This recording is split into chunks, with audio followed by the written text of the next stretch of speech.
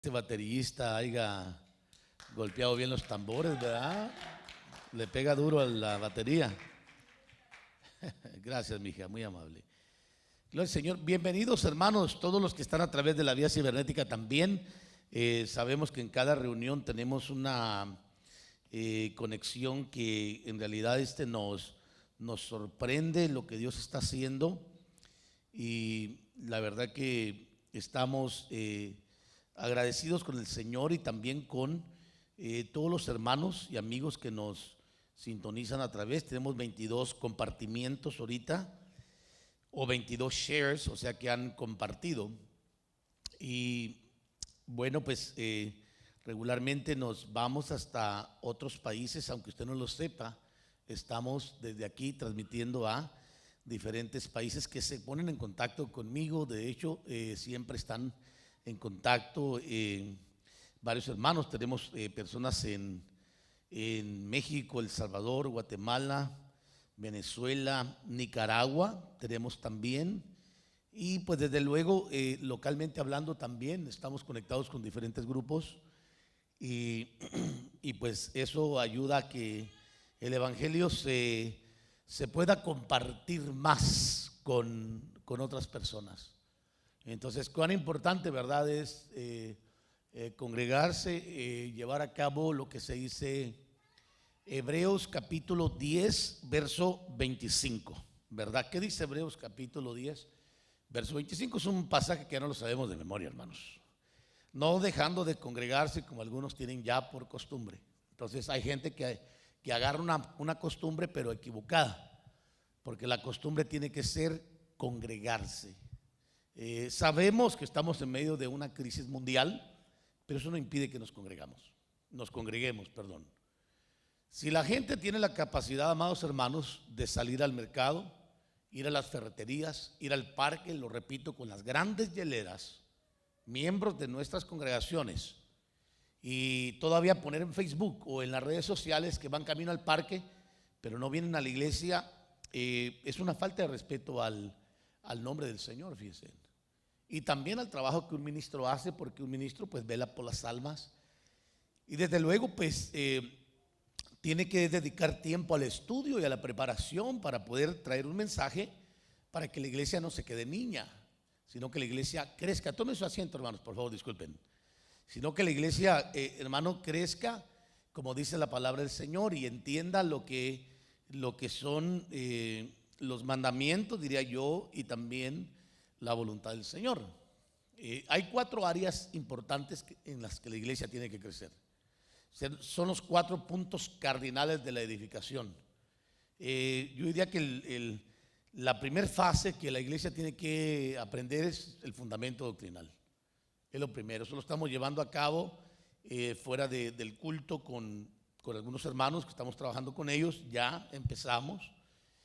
Pero el segundo, después del fundamento doctrinal, es lo teológico, hermanos. La teología nos enseña a conocer a Dios, a saber más de Dios.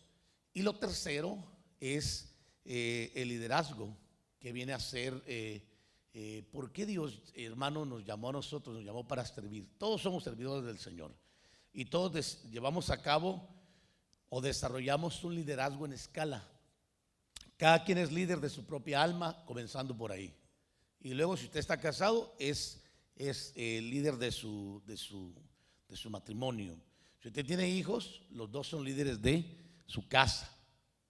Entonces el liderazgo después se traslada a la iglesia en un liderazgo delegado de ya cualquiera que sea en escala en el servicio, hermanos. Y luego viene ya lo que es el ministerio de obreros, ya como predicadores, y luego ya los ministros establecidos. Y el cuarto fundamento es conocer todo lo que concierne a lo que es escatológico, futurístico o profético. Entonces la iglesia necesita esos 4 pilares, y si la iglesia no se congrega, no los va a tener jamás, y vamos a tener el mismo conflicto que tenemos todos los pastores por año. Yo tengo 33 años, casi 34 años predicando. Posiblemente no los he predicado todos los días, ¿verdad? Pero sí hemos predicado por años, hermano. Por años, tenemos más de 20 y tantos años día tras día casi, hermanos, predicando, enseñando aquí, enseñando allá, viajando acá, yendo acá y estando donde quiera. En pocas palabras, hermanos. Gracias al Señor por la fortaleza que nos ha dado. A la edad que tengo ya, yo creo que ya algunos ya deberían de estar descansando, pero yo no me siento cansado. Al contrario, creo que hay mucho que hacer todavía, pero se necesita una iglesia consciente de que si la iglesia no se congrega, no se puede discipular, no va a crecer y vamos a tener una iglesia minusválida, debilitada, que por todo se va a ofender y por todo se va a mover. Y yo creo que la iglesia tiene que aprender a ser adulta, madura, porque no se le puede confiar actividades ni comisiones a los niños. Es imposible comisionar a un niño. Imposible. Usted no comisionaría a su niño a que fuera a edificar un edificio o que fuera a manejar su carro y usted fuera ahí al lado de él, sabiendo que su niño no tiene la capacidad de hacerlo. Igual es Dios en el ministerio. Dios va a llamar gente, hermano, que entienda su llamado, que Dios no lo llamó a quedarse chiquitito o deforme. Dios lo llamó a crecer uniformemente hablando, o sea, integralmente hablando, en todo lo que tiene que ver. Pero yo le comento esto porque estamos dándole un seguimiento a la iglesia modelo, que yo considero que es mi modelo en iglesia. Yo cada vez que pienso en una iglesia, yo digo la iglesia de los hechos, porque me siento parte de la iglesia de los hechos, en el sentido de que al menos yo lo digo como ministro, como miembro que fui también por, no sé, muchísimos años, 15 años tal vez, sentado bajo tutela, bajo una tutoría ministerial, aprendiendo siempre, metido en todo lo que tenía que ver con el ministerio. Y bueno, uno aprende muchísimo, hermano, estando así, pero yo considero que cuando vemos a la iglesia de los hechos, ese tiene que ser nuestro espejo para que nos reflejemos en qué nivel estamos nosotros. Capítulo por capítulo nos enseña una fase de la iglesia y hoy vamos a tocar, hermanos, el capítulo 7 final y el capítulo 8, como lo dice el pasaje. Si usted me puede acompañar, sería buenísimo, y vamos a revisar lo que dice el libro de los Hechos, capítulo 7, verso, ¿qué dije? 58, correcto, ¿verdad? Capítulo 7, verso 58, es un pasaje que nos tira al final de la situación que atravesó un hombre de Dios llamado Esteban, que prácticamente era un diácono, pero terminó como un gran maestro de la palabra. Era un hombre muy preparado, hermano, para dar un mensaje tan exegético como el que le dio a los fariseos en ese entonces, que los hizo hasta rechinar, porque no podían contrarrestar el espíritu y el conocimiento y la sabiduría con la que hablaba Esteban.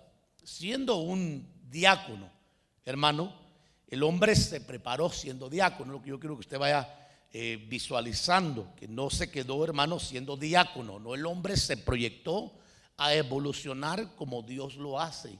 Te permite entrar por ciertas puertas, a manera que tú entiendas que las promociones son graduales, hermanos, y que van evolucionando conforme vaya pasando el tiempo.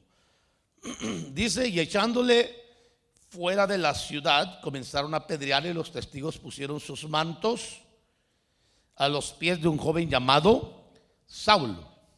Entonces estaban apedreando a Esteban, correcto.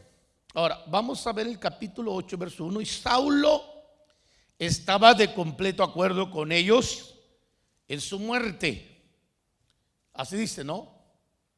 Saulo. En aquel día, o sea, en ese día, capítulo 8, en aquel día se desató una gran persecución en contra de la iglesia en Jerusalén, y todos fueron esparcidos por las regiones de Judea y Samaria, excepto los apóstoles. Entonces, ¿Por qué le he puesto por título la persecución y el despertar a la comisión? Usted lo va a entender. La experiencia que vivieron los discípulos, hermano, por la cual ellos tuvieron que atravesar a manera de poder salir de la comodidad donde se encontraban o de su forma de pensar, que hay muchas formas de pensar que hoy en día, hermano, la gente desarrollan criterios equivocados y lamentablemente le voy a decir que son criterios que vienen a veces afectar no solamente a la persona misma, sino a los que lo rodean, porque luego se forman otros criterios y son criterios equivocados muchas veces que no son analizados por alguien que tenga la madurez y la conciencia ministerial, que tenga la experiencia y el conocimiento teológico bíblico para poder examinar a la luz de la palabra ciertos tipos de pensamiento. Y nos encontramos constantemente con este tipo de personas. Yo personalmente me he encontrado con muchísimos que pelean por su forma de pensar, pero que cuando yo lo analizo inmediatamente, usted sabe, salta la palabra del Señor a mi mente y puedo discernir que son pensamientos equivocados que nadie les ha explicado. Y me decía uno de mis maestros, hermano, en la escuela siempre, que uno tiene que aprender a presentarse en lo que piensa ante los que saben, porque si no, siempre uno va a vivir pensando que uno sabe. Pero cuando uno presenta lo que uno piensa que sabe ante los que saben, uno es juzgado. Y el juicio tiene que ser verdadero y es necesario, porque tiene que haber un análisis, hermano, de las cosas que se dicen. Pero desde luego que el que analiza debe de tener una conciencia y una madurez para analizar, porque si vamos a analizarlo de acuerdo a nuestro criterio, pues todos los que predicamos estamos mal, hermano, y las personas que están abajo de un púlpito pues están bien conforme a su propia manera de pensar. Pero como esto no se trata de buscar las formas de pensar, sino analizar el pensamiento a través de la palabra del Señor, podemos discernir de que hay gente que está equivocada. Mire a Saulo, hermano, él pensaba que estaba haciendo la obra del Señor y perseguía a la iglesia, y fue él prácticamente, voy a decir, el precursor de la persecución de la iglesia en Jerusalén. Ahora, yo aquí le voy a explicar que cuando la iglesia se acomoda, Dios tiene que levantar hombres que persigan a la iglesia. Yo, hermano, voy a ser franco, le doy gracias al Señor por el presidente Trump, aunque a muchos no les guste, ¿verdad? Incluyendo pastores y miembros de la iglesia, pero le doy gracias al Señor por él. No estoy de acuerdo con su política, soy franco, porque yo no soy político, pero le doy gracias al Señor por él, porque Dios lo levantó en un tiempo donde la nación estaba yéndose hacia otro carril. No sé dónde estuviéramos ahorita si hubiéramos seguido con la presidencia anterior, hermanos. Estuviéramos invadidos y posiblemente lo único que sonara en nuestros medios sería el movimiento LGBT, que ahora cada día le van agregando más letras, porque se van levantando más movimientos y le agregan otra letra. Entonces ya ni siquiera es LGBT ahora, hermanos. Número uno, estuviéramos ahorita invadidos por las leyes, hermanos, que aprueban el aborto, como esas que se han aprobado en diferentes estados, del aborto después de un día, creo que después de nacer, algo así, no recuerdo cómo le llaman ellos, pero hay una ley donde el niño, después de haber nacido, tiene cierto tiempo de nacer, lo pueden matar. Y eso está establecido en la ciudad de Nueva York, que es una de esas que estoy consciente de eso, hermano. Ya no nomás de la muchacha que ya tuvo el niño en el vientre por equivocación, dicen ellas, pero no fue por equivocación, fue por vagas y por no aprender a escuchar consejos. Y de repente, no nomás por eso, hermano, y ahora ya aprobaron otras leyes, para darle una idea, hermanos. Pero dejemos eso en paz. ¿Qué me dice de las leyes que se están aprobando de los matrimonios entre familiares? Matrimonios incestos, de incestos que Dios condena, que ahorita ya no recuerdo en qué estado hay una persona que está casada con su propio familiar. Matrimonios como tipo Semiramis y Nimrod, de una madre casándose con un hijo. Usted sabe que hay matrimonios de ese tipo en Europa. Canadá es uno de los países más corruptos en cuanto a las leyes, hermano, que yo le estoy mencionando. En Canadá se pueden casar hasta con sus mascotas, para que se dé una idea. Sí, investíguelo, va a ver. Hay mucha gente que se casa con sus mascotas. Hermano, yo no tengo el cerebro para pensar tantas cochinadas, soy franco. Pero lo que yo sí le quiero mencionar es de que hay pensamientos equivocados como Pablo, que perseguía a la iglesia y que tienen que ser corregidos. Pero por el otro lado, Dios permite que se levanten hombres como él para sacudir a su iglesia, como el presidente Trump ha venido a sacudir la nación, incluyendo a la iglesia que estaba muy quieta. Digan amén, por favor, hermanos. Y no soy republicano ni demócrata. Yo no me meto en ese rollo.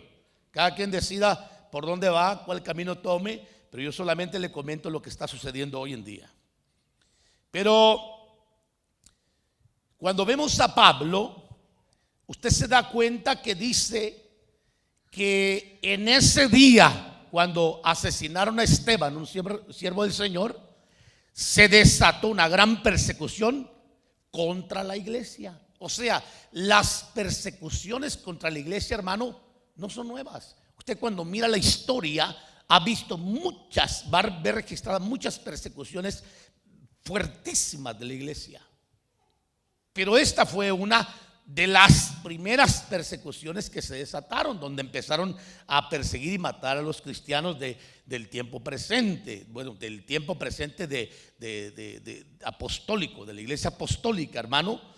Y empezaron a ser prácticamente perseguidos. Entonces usted va a mirar que ahí usted va a notar que la orden del Señor que le dio a la iglesia, ¿por qué razón el Señor permitió? Déjeme ponerlo aquí. ¿Por qué razón el Señor permitió que hubiera una persecución? Porque la iglesia se había sentado como está sentada hoy, hermanos. Yo le quiero decir que no hay un inservible en el reino de Dios. No existen los inservibles. Esa es una filosofía equivocada de personas que piensan que son inútiles, pero que no han entendido que cuando el Señor nos llamó de Egipto, nos llamó para dos cosas. Una, para ofrecer sacrificios de alabanza en el desierto, fíjese bien, en medio de desiertos, y también para servirle. Son dos cosas: ofrecer alabanza y ofrecer servicio. Entonces esas dos cosas son dos cosas que nos deben de perseguir y que tienen que estar en nuestra conciencia, de que Dios nos llamó a adorarle, a alabarle, pero también a servirle. Por eso le repito, no hay inservibles en el reino del Señor. Nadie puede inutilizarse porque posiblemente no tiene la función en una área, pero la tiene en otra. ¿No sabe usted cuáles son sus talentos? Bueno, pues pregunte para que alguien le oriente o revise su corazón para dónde se ubica a servir. Pero todo mundo debe de aprender a servir al Señor en la iglesia del Señor, porque la iglesia de Cristo empezó sirviendo y va a terminar sirviendo. Empezó adorando al Señor y va a terminar adorando al Señor, si bien es cierto. Ahora, usted se va a dar cuenta que la iglesia del principio, poderosísima, hermano, fuertísima la iglesia, ¿verdad? Se sentó, pero el Señor le había comisionado para que llevara a cabo una función como usted. ¿Cuántos son la iglesia del Señor? Sí, usted se considera de la iglesia de Hechos 29 como yo, que tenemos que hacer historia, hermano, dejar algo en alguien, que algo pase a través de nosotros. ¿Se considera? Perfecto, igual que yo, qué bueno.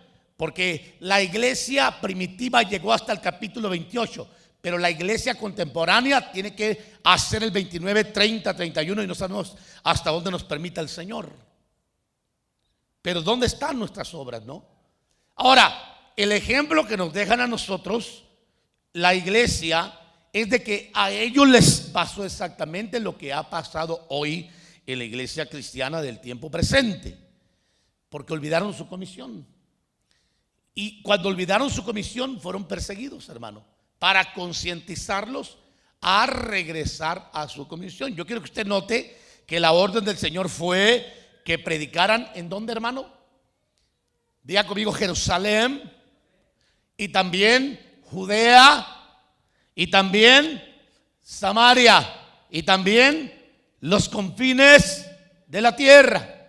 Pero la iglesia había sido tan prosperada, tan reconocida, tan poderosa, que ya en el capítulo 8 se había olvidado de su comisión. Se había olvidado, hermano, y estaban todos contentos en Jerusalén. Todo el mundo estaba sentado, hermano, rodeando Jerusalén. Pero el Señor les dijo en Hechos 1:8: recibiréis poder cuando venga el Espíritu Santo, y me seréis testigos ¿en dónde? Diga conmigo otra vez: Jerusalén, en toda Judea y Samaria, y hasta los confines de la tierra. ¿Dicen amén? Eso significa de que lo que el Señor está diciendo es que la comisión no se puede partir, no se puede fracturar. Mire, cuando el Señor establece una obra, hermano, tenemos que reconocer casa Jerusalén, tenemos que reconocer nuestra ciudad Judea, tenemos que reconocer nuestro condado, hermano, de King o de Snohomish, podríamos decir acá, y luego reconocer nuestro estado. Que cuando el Señor nos llamó, no nos llamó solamente a sentarnos en cuatro paredes y amarrarnos a la banca y decir: me gusta ir a la iglesia, pero no cuenten conmigo en el servicio. Yo no voy a estar disponible a salir de mi Jerusalén para ir a Judea a exponerme, mucho menos a Samaria, y peor, salir hasta los confines de la tierra, a regiones más lejos.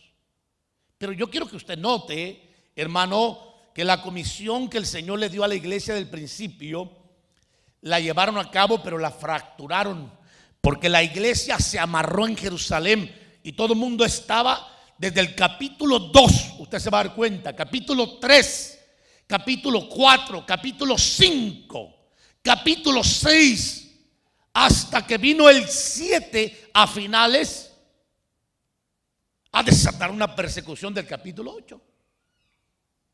O sea, Dios tuvo que traer un despertamiento, porque la gloria, la gracia, la unción que tenía la iglesia, hermano, los hizo amarrarse en Jerusalén. Y es peligroso no entender los solajes de gloria, que cuando Dios da, hermano, un olaje, yo le quiero que usted entienda que es para que usted se mueva y pueda surfear en ese olaje, no para que se siente y se relaje.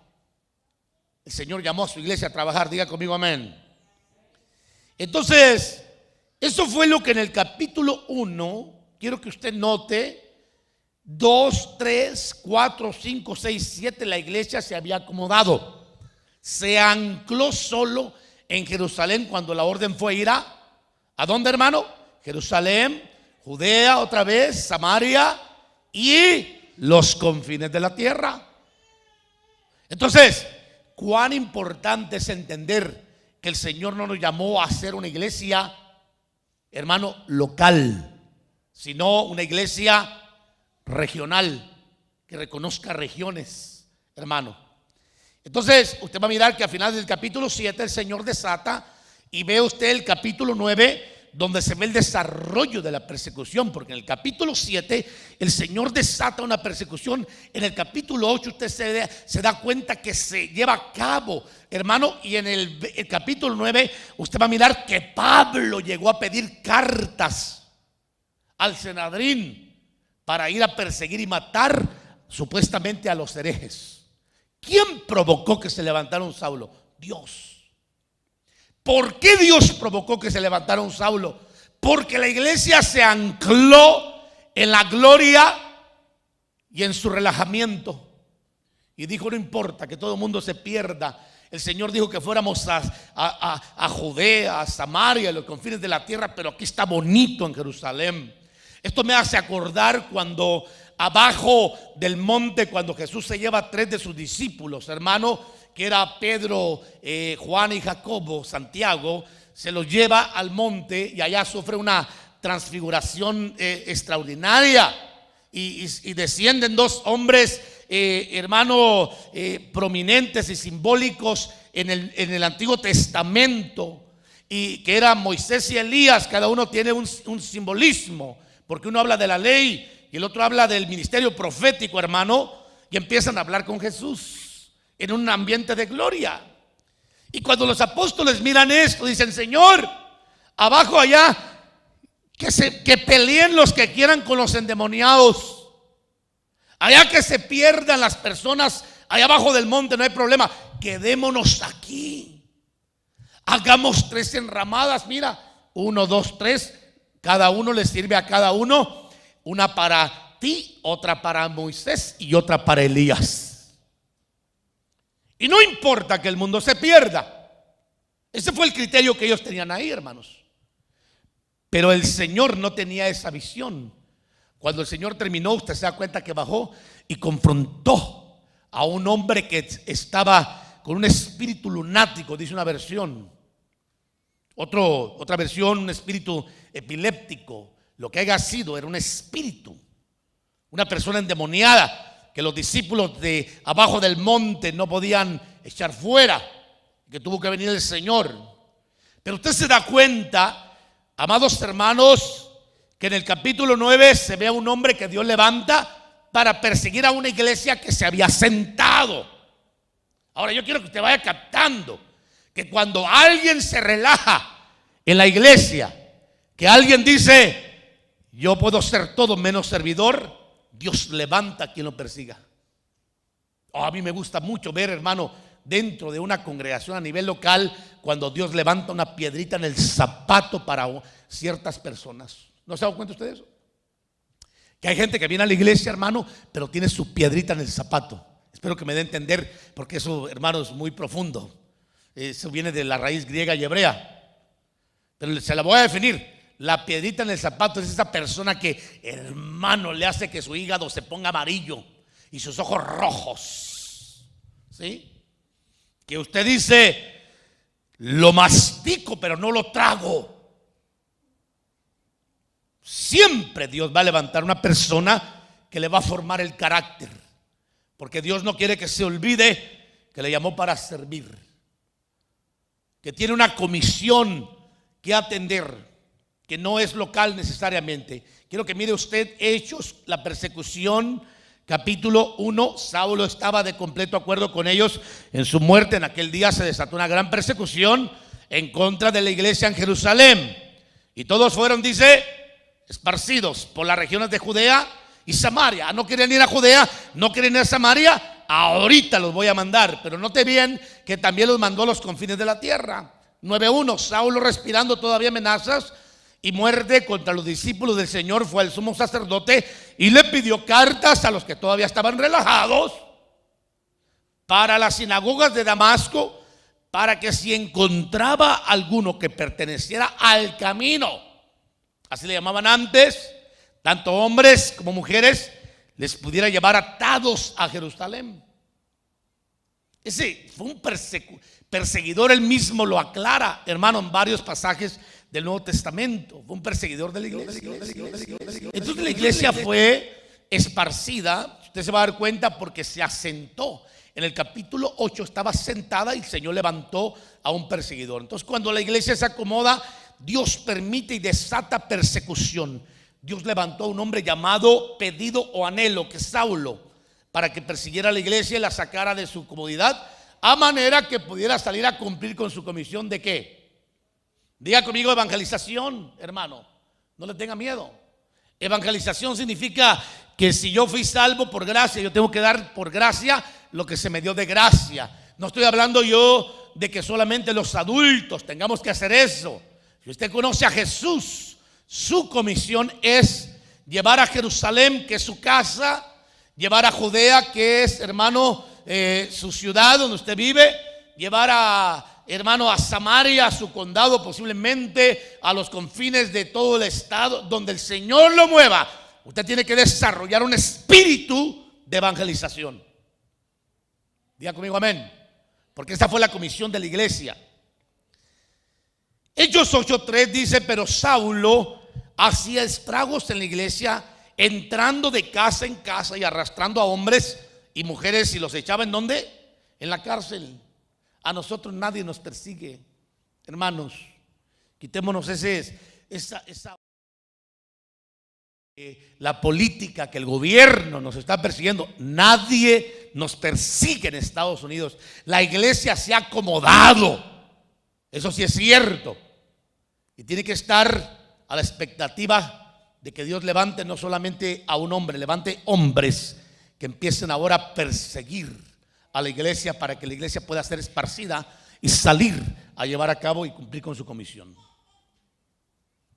¿Qué quiere decir la palabra diáspora? Yo ponía aquí, buscando un poquito, hermano, la diáspora es la disposición por el mundo de grupos humanos que se ha visto obligados por distintas causas a abandonar su lugar de origen. Esto quiere decir que cuando el Señor permite que se levante, hermano, Saulo, en el capítulo 8 lo que hizo fue dispersar.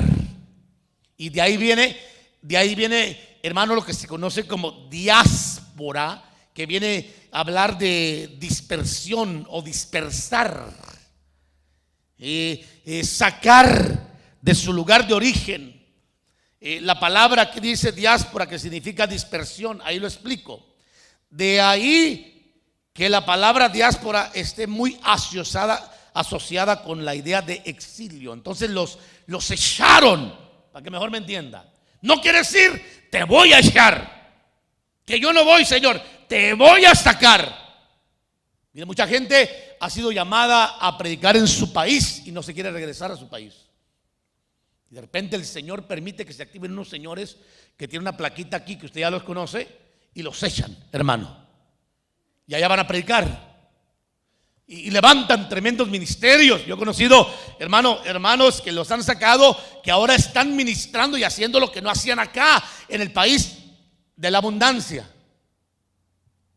porque no entendieron el propósito por el cual Dios los trajo acá, que posiblemente era prepararlos para luego lanzarlos al trabajo, a su campo de trabajo, donde iban a conquistar, hermanos, su Jerusalén, su Judea y su Samaria, y luego todo su territorio.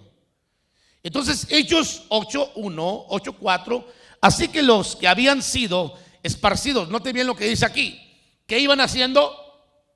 Pero en Jerusalén estaban tranquilos. Aleluya, ya vieron al apóstol Pedro que con la sombra sana a los enfermos. Todo el mundo habla de milagros. ¿Se ha dado cuenta de eso? Ya vieron al varón aquel que me dijo todo lo que yo era, como la samaritana. Ya vieron aquel varón que me profetizó. Ya vieron aquel el milagro. Ya vieron, sí. Pero ¿dónde están los tuyos? ¿Dónde están los milagros que tú tienes que hacer? Ya vieron ese varón como predica la palabra. Sí, ya vimos. ¿Dónde está tu palabra? Ya lo vimos. Ya lo vimos. Y la tuya, ¿cuándo vas a salir a predicar la palabra? ¿Cuándo? Mire, Dios tuvo que sacar, hermano, porque uno de los que salió huyendo, pero corriendo, claro, promovido por Dios, fue Felipe, el diácono. Salió, hermano. Note bien, verso 5. Felipe, descendiendo a la ciudad de ¿dónde? Diga conmigo, Samaria. ¿A dónde les dijo el Señor que tenían que ser testigos? Judea, Samaria y los confines de la tierra. Pero todo el mundo estaba contento con lo que estaba sucediendo y la abundancia de la iglesia apostólica en Jerusalén. Todo el mundo decía, ¿para qué, Señor? Si aquí está bonito todo, ¿para qué nos vamos a crear problemas extendiéndonos? Pero sin embargo, el Señor forzó a Felipe a descender a la ciudad de Samaria. ¿Y qué hacía Felipe, hermano? Diga conmigo, les predicaba a Cristo. ¿Correcto? Les predicaba a Cristo. Y las multitudes unánimes prestaban atención. Hermano, Felipe era un pobre diácono sirviendo mesas, ahora tenía a su merced multitudes. Estaba toda la gente embebecida por los milagros que hacía y la palabra. Posiblemente Felipe de diácono no hizo ni un milagro, pero cuando Dios lo sacó, lo empezó a usar con un don que no conocía que tenía, que era de sanar enfermos y echar fuera demonios. Llegó sacudiendo a Samaria. Dice que las multitudes unánimes prestaban atención a lo que Felipe decía al oír y ver las señales que hacía, que posiblemente en Jerusalén no las hacía. Por eso, mi hermano, yo siempre lo he dicho, no hay un campo más grande que la calle, que la comunidad, que las ciudades donde Dios te vaya dirigiendo, para ver la mano de Dios moverse en tu vida y saber si tienes un ministerio. Mucha gente pelea por lugares locales en una iglesia, aunque la iglesia sea pequeña, y quieren púlpito, no sabemos para qué. O lugares, hermano, de honra, no sabemos para qué, porque no han entendido que en este lugar lo que se hace es formar y edificar. Mi esposa, hoy en la mañana la voy a poner como ejemplo, ¿verdad? Me decía algo, yo le decía a ella, apúrate, le decía, porque vamos tarde. Usted sabe cómo somos los pastores, hermanos. Apuramos a la esposa y a veces la esposa lo apura a uno. ¿Qué pasó? Ya estoy en el carro, te estoy llamando, ya estamos. O sea, así no la llevamos, hermanos. Y hoy nos pasó eso porque traíamos al chamaquito. Y yo venía pensando venir a las 9 porque los hermanos ensayan, desde luego, pues él no ha estado acá con nosotros en ningún ensayo. Dije, pues para que afinen un poco, ¿no? Pero pues ahí se nos atravesó un café, hermanos. ¿Para qué le voy a mentir, verdad? Y entonces ya se me hizo tarde, y cuando me di cuenta le digo a mi esposa, apúrate que ya vamos tarde. Y me dice mi esposa, yo siempre manejo. ¿Por qué usted no maneja hoy? Si tú predicas, yo manejo. Entonces mejor dijo, yo manejo. Sí, porque mi esposa, hermano, me ayuda mucho con eso. A veces yo tengo que revisar los temas, usted sabe, para estar seguro de algún error o cualquier cosa. Todos los pastores hacemos eso, hermanos. No poner a la mujer a manejar, solamente soy el único, hermanos. Así es que no tome ese modelo. Mi esposa, porque es buena gente, pues. Bueno, tal vez usted también hace lo mismo, pero es porque su esposa es buena gente también. Amén. Pero yo quiero que usted entienda, hermano, que hay funciones que tienen que desarrollarse. El ministro tiene que estar atento a la palabra, no a las mesas. A las mesas tiene que atenderlas a alguien que vaya desarrollando un trabajo, un ministerio, un liderazgo. Pero le repito, si una persona quiere saber si tiene un ministerio, váyase a las calles, busque un púlpito, ponga uno, hágase uno de madera, como lo hicimos en el pasado. Fabríqueselo, hágalo como usted quiera. Párese en una calle y predique a Cristo. Y le voy a garantizar que Dios le va a dar gente que necesita liberación de expulsión de espíritus. Y posiblemente Dios le va a empezar a activar los dones de milagros y sanidades. No busque púlpitos acá. Primero pase por donde todo mundo pasamos, hermanos. Agarre el valor y hágalo. Vaya y conquiste su ciudad. ¿Cuánto dicen amén? Entonces, yo quiero agregar acerca de lo que significa ser esparcidos, de acuerdo a otros diccionarios. Esparcidos, según Boyce, hay dos diferentes palabras en la antigua lengua griega para la idea de esparcida. Una idea la tiene de esparcir en el sentido de hacer algo desaparecer, como el esparcir las cenizas de alguien. La otra tiene la idea de esparcir, me gusta más esta, en el sentido de plantar, sembrar o sembrar semillas. Esta es la palabra que se utiliza aquí, que fueron esparcidos. Entonces, ahora entendemos que la idea del Señor era, les di semilla, ahora vayan y espárzala, vayan y siémbrela. Dígame, ¿para qué una persona, hermano, oye por tantos años a un pastor, a un predicador, si no es para recibir la semilla, para cuando venga el momento ser esparcido a sembrar y plantar la semilla en otras personas. Me estoy dando a entender, ¿verdad? Ahora, lo que yo quiero que usted vaya comprendiendo es que cuando el pueblo se sienta como la iglesia apostólica en Jerusalén, en su casa, y no quiere ir a su Judea, a su Samaria y a los confines de la tierra, Dios va a provocar persecución para que pueda ir y lo pueda hacer, aunque no me diga amén. Así de sencillo. Voy a ponerle otra extensión de acuerdo al diccionario español de esparcir. Me gustó mucho esta. Significa entender lo que está junto o amontonado. Eso, hermano, eso es tremendo. Porque cómo nos gustan los grupitos, ¿no? Cómo nos gustan los grupitos. Nos gusta juntarnos, hermano. Pero cuando el Señor vio que todos se habían juntado, dijo: es hora de esparcirlos.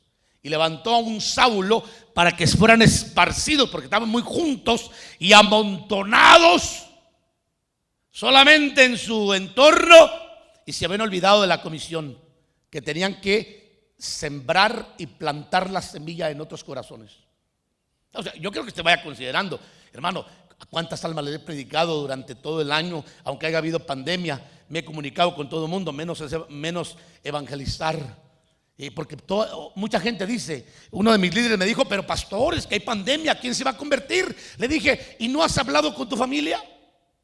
¿Y no has hablado con tus amigos por las redes sociales? Crea una red en las redes sociales y sigue predicando el evangelio. Le voy a explicar que la responsabilidad del crecimiento, hermano, no está en el ministro, está en el pueblo, porque el pueblo es el que debe de llevar la semilla. El ministro es el que tiene que engendrar y darle la semilla al pueblo para que el pueblo vaya y le esparza. Aleluya.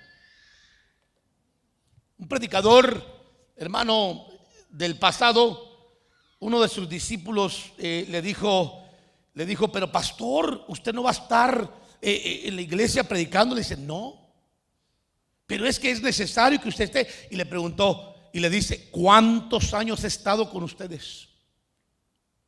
¿Cuánta semilla no he puesto en sus corazones como para que digan que no tienen nada para sembrar?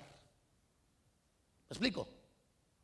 Entonces, cuando pasan los años, Dios ha permitido que usted, hermano, vaya amontonando la semilla, ¿no? Entonces, esto me gusta: esparcir, diccionario español, extender lo que está junto o amontonado. De manera que lo que se amontona, este es mi comentario, el Señor lo tiene que esparcir para sembrar, ya que el término también en griego se refiere a semilla o igual esperma. Usted sabe qué es semilla, hermano, que es la manera de sembrar, espora, siembra, simiente, de donde viene lo que se conoce como diáspora, que es esparcir. ¿Esparcir qué? La semilla, plantarla. Dígame si a la iglesia apostólica no se le olvidó la comisión. Se le olvidó. Dígame si a la iglesia de hoy no se le ha olvidado Hechos capítulo 1 verso 8. Se le ha olvidado, hermanos. Hermano, no le estoy regañando, diga conmigo amén. ¿Verdad? Ahora, si usted se siente regañado, pues por algo será, ¿verdad? A lo mejor usted no está cumpliendo con la comisión que el Señor le dio a la iglesia. Me seréis testigos en Jerusalén, Judea, Samaria y hasta los confines de la tierra. ¿Hemos sido testigos? ¿O no somos la iglesia de Cristo? ¿O es que eso fue para la iglesia apostólica, pastor? O sea que la iglesia apostólica es otra iglesia diferente a la iglesia de hoy. ¿O somos la misma iglesia? Diga conmigo: somos la misma iglesia y la comisión es la misma. Hechos capítulo 1 verso 8. Entonces, por la persecución se ve registrado a un diácono llamado Felipe desarrollando un ministerio evangelístico cubriendo, hermano, dos regiones más. Sería Samaria y Judea, que no estaban cubiertas cuando estaban tranquilos en Jerusalén. ¿Se da cuenta? En Samaria cubre a toda una ciudad que se le olvidó el evangelio predicado antes por una mujer samaritana. ¿Se acuerda usted la experiencia de Jesús en capítulo 4 de Juan?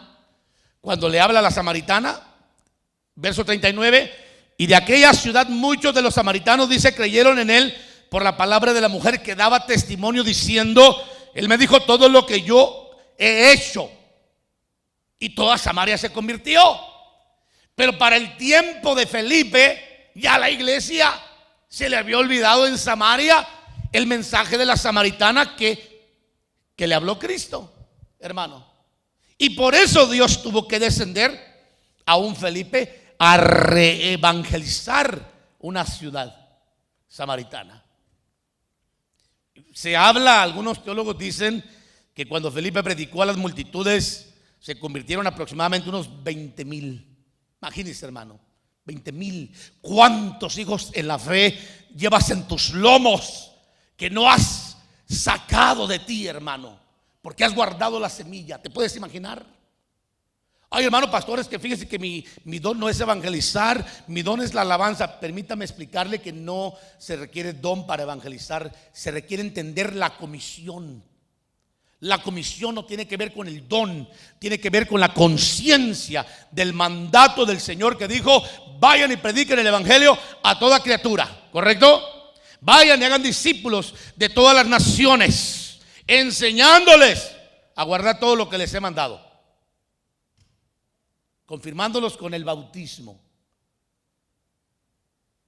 Recibiréis poder y me seréis testigos en Jerusalén, Judea, Samaria y todos los confines de la tierra. Una comisión delegada a la iglesia apostólica que llegó hasta el capítulo 28, pero que la iglesia contemporánea tiene que escribir el 29 y los que siguen. ¿Cuántos hijos has retenido? Posiblemente hasta familiares, hermano. Hijos, parientes, amigos, compañeros de trabajo, donde Dios te ha llevado a otras ciudades y que te ha dicho: háblale de mi palabra. Y tú has dicho: pero es que tengo vergüenza, Señor. Claro, porque no has entendido tu comisión. Y cuando una persona no entiende la comisión, está expuesta a una persecución. Escuche lo que le digo, hermano. Y por eso Felipe se va en su comisión, hermano, a Samaria, pero también el Señor lo mueve a un desierto de Judea. Ahora, ¿cuántas áreas cubrió Felipe? Samaria y Judea. Ya llevamos 3, ¿correcto? ¿Que se cubrieron? ¿Sí o no? La iglesia apostólica, como todo mundo contento en Jerusalén. Y cuando vino la diáspora de Jerusalén a Samaria, como el Señor había dicho, y luego de ahí mismo levanta a Felipe y lo manda a Judea a encontrarse con un eunuco etíope africano. Así el evangelio llegó a ese continente africano a través de este hombre, hermano, que fue evangelizado por Felipe. Usted ya conoce la historia, usted la puede leer, pero aquí le voy a mencionar algunos versos. Un ángel del Señor, Hechos 8:26, habló a Felipe diciendo: levántate y ve hacia el sur. Mire qué lindo el ministerio angelical. Lo necesitamos en acción, hermano. Levántate, ve hacia el sur. O sea que él andaba en el norte de Jerusalén, que está Samaria. Si usted mira el mapa de eso que está hablando ahí, Samaria, Jerusalén y Judea, usted lo va a mirar abajo, hermano, que está Gaza, el camino a todo lo que es el camino de Judea, por ahí. Usted va a mirar que está el norte, Samaria, y en el sur está lo que era Gaza o Judea, hermano. Dice: un ángel del Señor habló a Felipe diciendo: levántate y ve hacia el sur, al camino que desciende de Jerusalén a Gaza. Este es un camino desierto, o sea, era desierto. Él se levantó y fue, y aquí había un eunuco etíope, alto oficial de Candace, reina de los etíopes, el cual estaba encargado de todos sus tesoros y había venido a Jerusalén para adorar. Y lo único, tenga cuidado con andar entregando Biblias. No se le puede entregar Biblias a una persona que no ha sido evangelizada o que va camino a una consolidación celular o de discipulado. De nada le sirve. Necesita que se le abran primero los ojos del entendimiento para que usted le pueda dar una Biblia. Este hombre fue a Jerusalén y lo primero que hicieron fue darle un rollo del profeta Isaías, hermano, donde hablaba del sacrificio del Señor. Y no entendía nada. Pero un ángel le habló a Felipe y le dijo: levántate y vete al camino del desierto que está por ahí, por el área de Gaza, y ahí vas a encontrar un hombre. Mire, esto es interesantísimo notar lo que Felipe era un hombre de multitudes o de pecho a pecho, hermanos. Una vez me preguntó un predicador a mí, que yo lo invité a ministrar, y me dijo: ¿cuántos son? Yo le dije: tú no puedes entrar a predicar con nosotros. Yo le prediqué a uno, como le prediqué a 3, a 4, a 6, como le he predicado a miles, a cientos, y predico de la misma forma, igual, como usted me mira aquí, hermanos. Me acuerdo cuando el Señor me estaba enseñando, trineándome, recibía muchas invitaciones y llegaba a iglesias de 2, de 3, de 4 sentados, eran todos. Apoyé a un amigo cuando estaba empezando su ministerio por el área de California, y me tocó llegar a predicarle a su congregación en muchas ocasiones a 6 personas. A él, a su esposa, sus 2 hijos y 2 miembros. Porque no sé qué tenía el hombre que le dividía la iglesia cada rato. Yo le decía: es que tú eres muy pasivo, le tenía que decir. Porque era muy pasivo, era pastor. Y usted sabe que cuando la gente ve a un pastor, hermano, la gente abusa. Usted no, desde luego, porque yo no soy pastor. Yo tengo otra línea, hermano, un poquito más sólida, más fuerte, que simplemente tratar de arreglar todo con besos y abrazos. ¿Se ha dado cuenta de eso, hermano? Eso se lo dijo a mi esposa. Mi esposa, ella arregla todo con besos y abrazos, hermano. Yo no. Yo he tenido que llevar a cabo un formamiento donde a veces los sentimientos tienen que amarrarse para poder hacer la voluntad del Señor. Y quiero decirle que es muy difícil a veces hablar cosas y llevar a cabo cosas como ministro, porque duelen, hermano, a veces, pero uno tiene que hacerlos, porque es menester obedecer primeramente al Señor antes que a sus sentimientos. Aunque no me diga amén, pero vamos a ir aprendiéndolo. ¿Dicen amén? Entonces Felipe era un hombre, hermanos, de multitudes, pero también de pecho a pecho. Un hombre que predicaba a miles o a cientos, pero igual le predicaba a una persona. Tenía el corazón para viajar por uno como por cientos. Sí. Pero, hermano, ¿cuándo fue la última vez que evangelizaste un alma? No me diga. Nomás piénselo. ¿Cuándo fue la última vez que tú le hablaste de Cristo a una persona? No estoy hablando en tu casa o en la iglesia, estoy hablando fuera de tu región. Piénselo, por favor. En Hechos 11:19, usted va a notar aquí que dice que llegaron hasta Fenicia, cuando los que fueron, hermanos, esparcidos. Hechos 11:19 dice que llegaron hasta Fenicia, Chipre y Antioquía, no hablando la palabra a nadie, sino solo a judíos. Entonces usted va a mirar que esta es la 4ª área comisionada por el Señor, que se conoce como los confines de la tierra. Era llevar el evangelio a la gentilidad. Por eso, mire, el evangelio, si bien es cierto, en capítulo 10 de Hechos llegó a los gentiles, pero usted se va a dar cuenta que en el capítulo 11 habla que desde el capítulo 8 el evangelio había llegado a Antioquía y a Chipre, que tiene que ver, hermanos, regiones fuera de lo que era Israel. Está hablando de la gentilidad, la iglesia gentil, la iglesia, hermanos, de Antioquía. Ahí es donde surge la iglesia central de la gentilidad de capítulo 13 de los Hechos. Cuando lleguemos a ese capítulo, usted se va a dar cuenta que es una iglesia apostólica y profética, porque ahí se movía la autoridad apostólica de los gentiles y la autoridad profética de los gentiles. Aunque había profetas judíos, como Silas, que venía de la iglesia de Jerusalén a apoyar el ministerio en Antioquía, cuando Pablo fue a alegar por qué querían judaizar a los gentiles, los que habían descendido de Jerusalén, del presbiterio apostólico, hermano, y tuvo que subir Pablo con Bernabé a discutir la situación, y los apóstoles lo regresaron con cartas, pero le mandaron a Silas como profeta y a otro hombre que se llamaba Judas, hermano, que eran profetas en Jerusalén, para que apoyaran el ministerio de Antioquía, siendo judíos. Pero ahí nace, hermano, la iglesia central de la gentilidad. En ese entonces, en el capítulo 11, cuando usted mira que habla acerca, pero eso sucedió en el capítulo 8, que fueron esparcidos, hermanos, y llegaron hasta Antioquía y predicaron y se convirtieron los gentiles. Y surge la iglesia apostólica y profética, donde el Señor dice: apartadme a Saulo o a Pablo y a Bernabé para la obra del ministerio que los he llamado o los he comisionado. Y Pablo se lanza a conquistar desde ese entonces a todo el pueblo gentil y fue constituido apóstol y predicador de los gentiles. Hechos 11:19. Ahora bien, los que habían sido esparcidos, dice, a causa de la persecución que sobrevino cuando la muerte de Esteban, llegaron hasta Fenicia, Chipre y Antioquía, no hablando la palabra a nadie, sino solo a los judíos. Ahí está. Pero ¿se da cuenta cómo Dios los forzó, hermano? Hermano, ¿cómo queremos hacer la voluntad del Señor? ¿A fuerzas o voluntariamente? ¿Sabías tú que el Señor te llamó para que sirvas a Dios? Y una de las formas que tú sirves al Señor es predicando. ¿Sabías tú que el Señor te llamó a ofrecerle culto al Señor?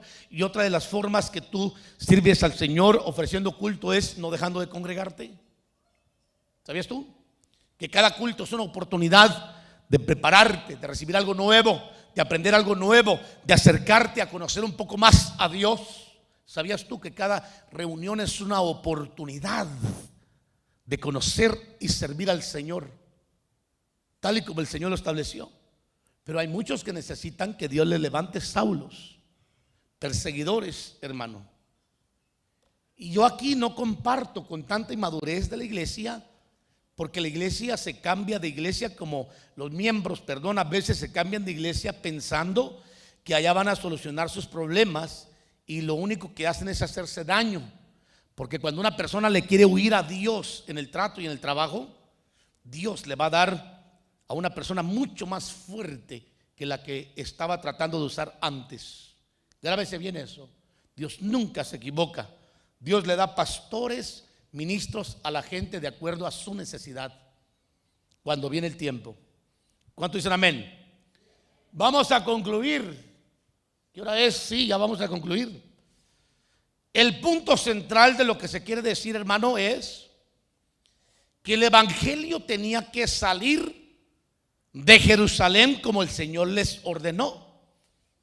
Y para que esto sucediera, el Señor levantó un hombre que era un pedido o anhelo. Hermano, yo admiro a Saulo, le soy franco, pero el tipo era un asesino, pensando que de esa forma él servía a Dios, aunque estaba equivocado. Pero el hombre era capaz de matar. Espero que usted no llegue a ese nivel, ¿no? Por servir al Señor. Pero interpretémoslo espiritualmente hablando. ¿Es usted capaz de matar sus deseos de salir a vacacionar, visitar a la familia?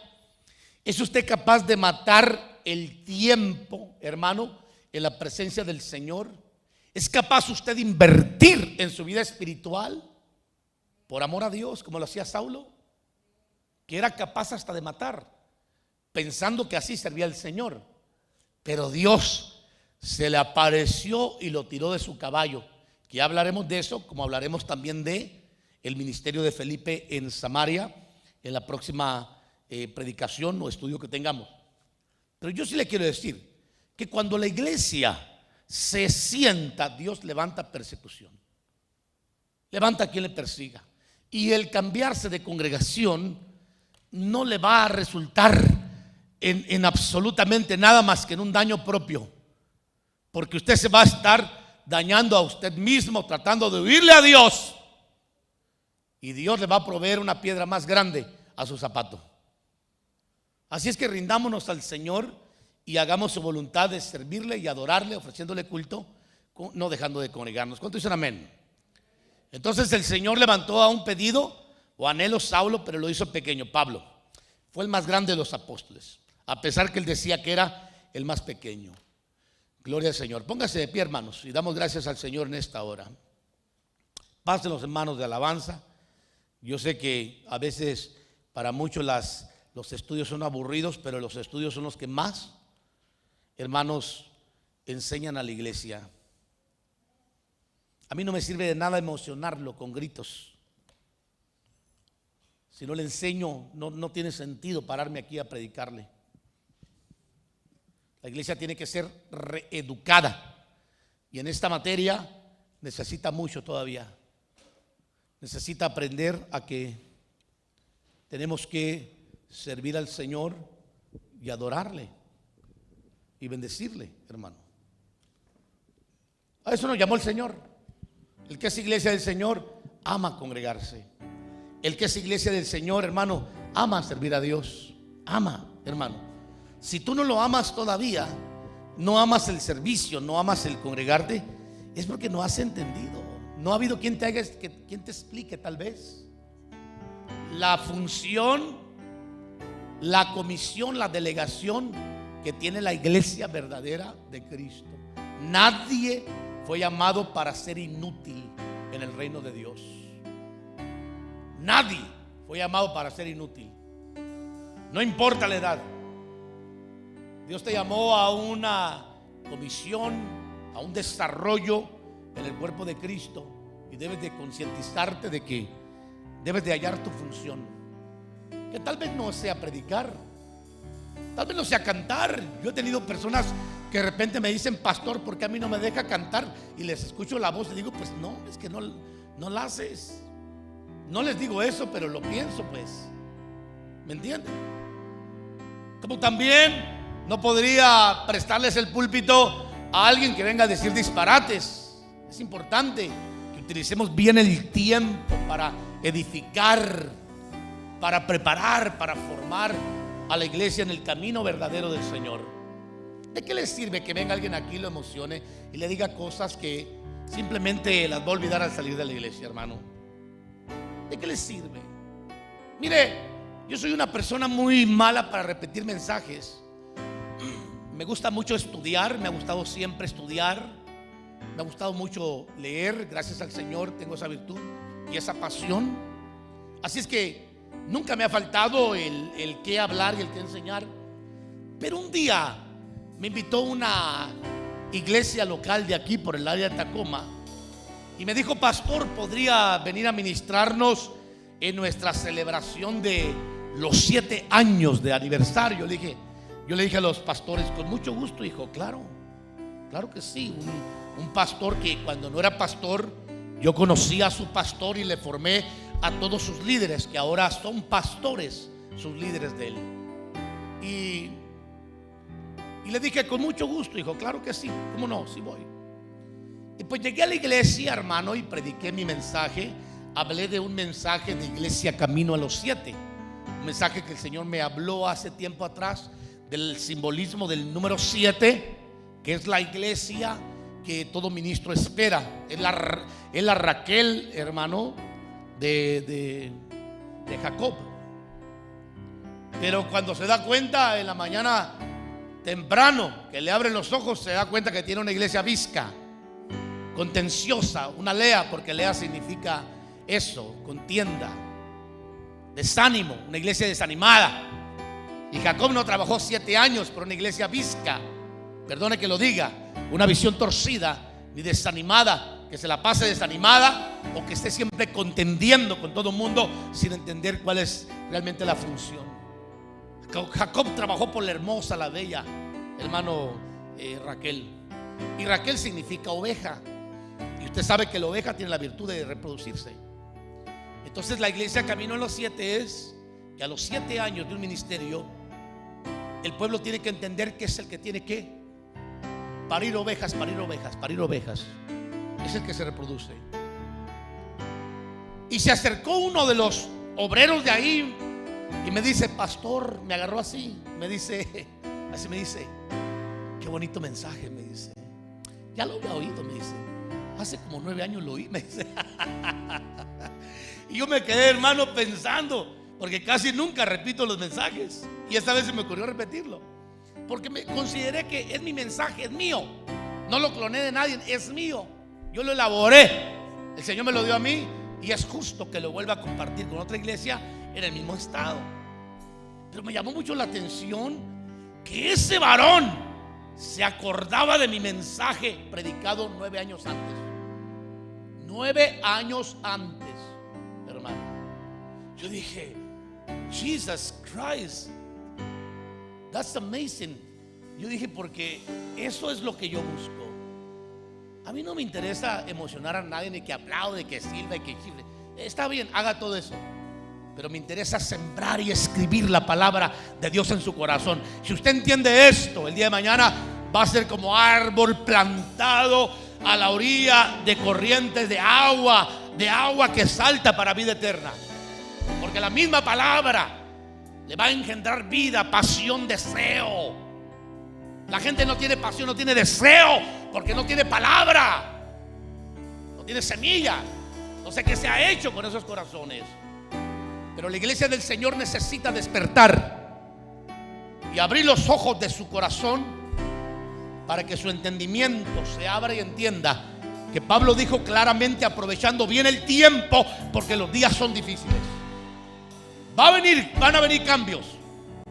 No se asuste que de repente se desate una persecución sobre la iglesia. Y yo la estoy esperando, hermano. Y no estoy hablando de la persecución tribulacionaria. No, yo estoy hablando de una persecución previa, donde Dios despierte a la iglesia para que la iglesia se levante a salir de su Jerusalén para ir a conquistar su Judea, su Samaria y hasta los confines de toda la tierra, cumpliendo así la comisión de la iglesia apostólica, que sigue siendo la misma el día de hoy. Levante sus manos al cielo, hermano. Alabemos al Señor, porque para eso nos congregamos y a eso venimos, a alabar al Señor y adorarle. Cantémosle al Señor y adoremos y démosle gracias. Dígaselo. Y el cántico de mi corazón has puesto en mí un cántico. Sí, Señor. nuevo. Vamos, hermano, Puesto en mí dígaselo con fuerza. Cántelo, hermano, porque para eso el Señor lo llamó. Usted no viene aquí a una religión más. La iglesia cristiana no puede ser una religión. Usted no puede decir, yo me hice cristiano y sigo haciendo lo mismo. El cristiano aprende a cumplir con su devoción y con su comisión. Levante sus manos al cielo y dígale al Señor, aquí estoy. Recibe mi ofrenda, Señor, de adoración hoy. Pero también prepárate para recibir mi ofrenda de servicio. Prepárate para que mi servicio sea de excelencia. Prepárate, Señor, para ver mi ofrenda como un olor grato. Cuando yo te sirva, cuando yo cumpla con mi comisión.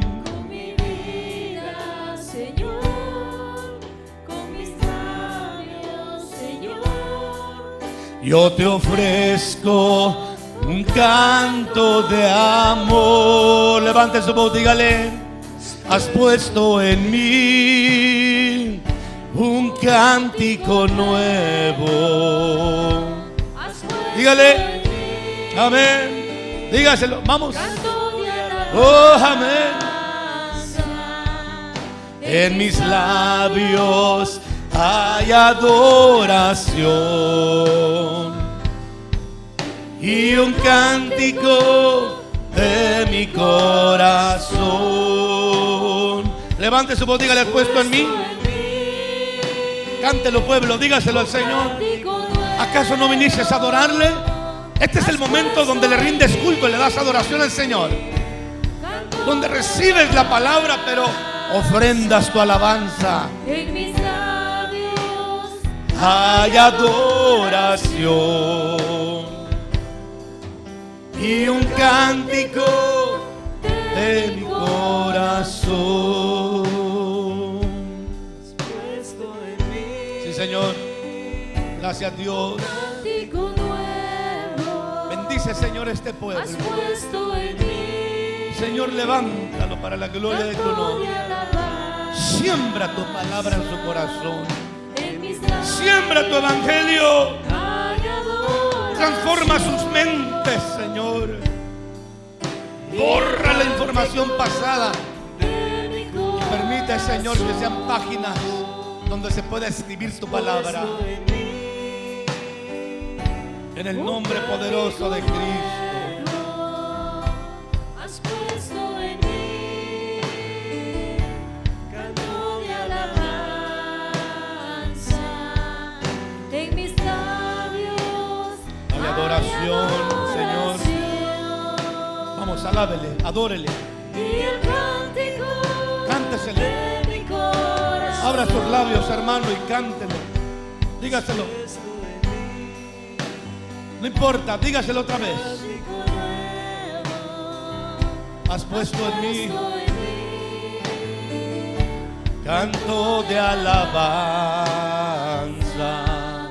En mis labios hay adoración. Y el cántico de mi corazón. Una vez más. Levante su voz. Un cántico nuevo has puesto en mí, canto de alabanza. Gracias, Dios. En mis labios Oh, aleluya. hay adoración. Santo, te adoramos. Y el cántico Bendito. de mi corazón. Oh, amén. Gracias, Dios. Santo Dios. Gracias, Señor. Gracias, Dios. Dígale, Señor, gracias. Me has hecho parte de este ministerio tan glorioso. Me has hecho parte de este trabajo. Qué privilegio, Dios, poder sembrar en corazones tu palabra. Ni los ángeles tienen la autoridad de hacerlo, pero yo sí la tengo, Señor. Dígale al Señor, yo sí la tengo. Yo sí la tengo. Llevaré tu palabra y sembraremos en corazones este evangelio glorioso, donde tu palabra crezca y lleve mucho fruto. Aleluya. ¿Estás tocando el sol? Hoy traigo mi perfume. Dígale, hoy te quiero ungir. Derramo mi corazón.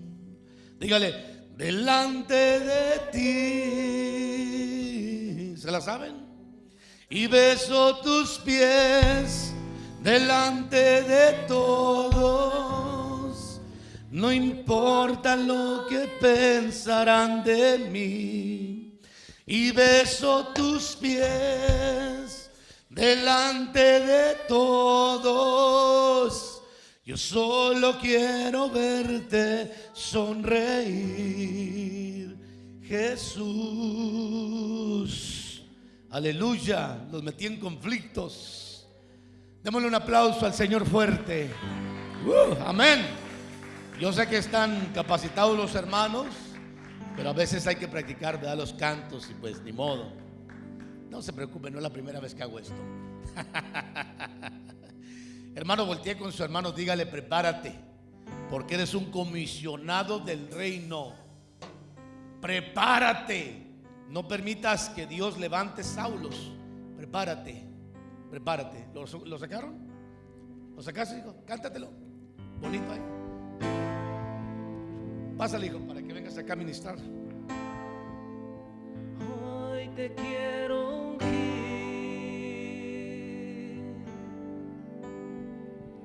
Derramo mi corazón delante de ti. delante de ti, Jesús. Traigo mi perfume.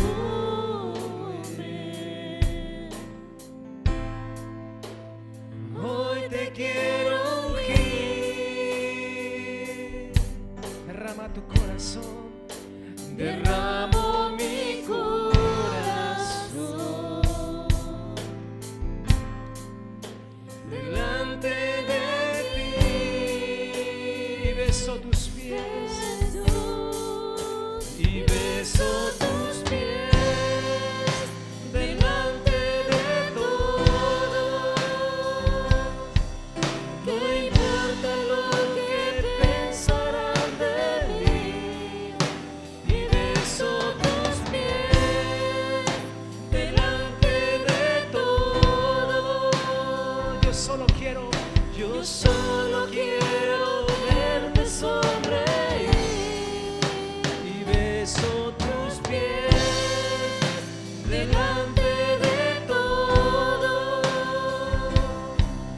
No importa lo que pensarán de mí y beso tus pies delante de todos. Yo solo quiero verte sonreír, Jesús. Nadie me amó así. Traigo mi perfume.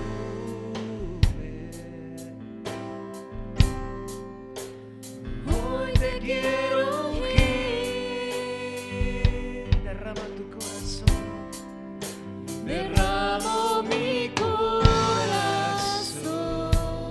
sí, Señor, delante de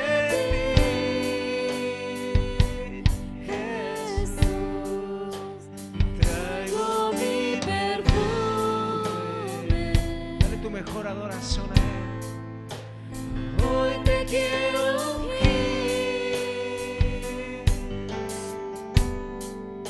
Derramo mi corazón delante de ti,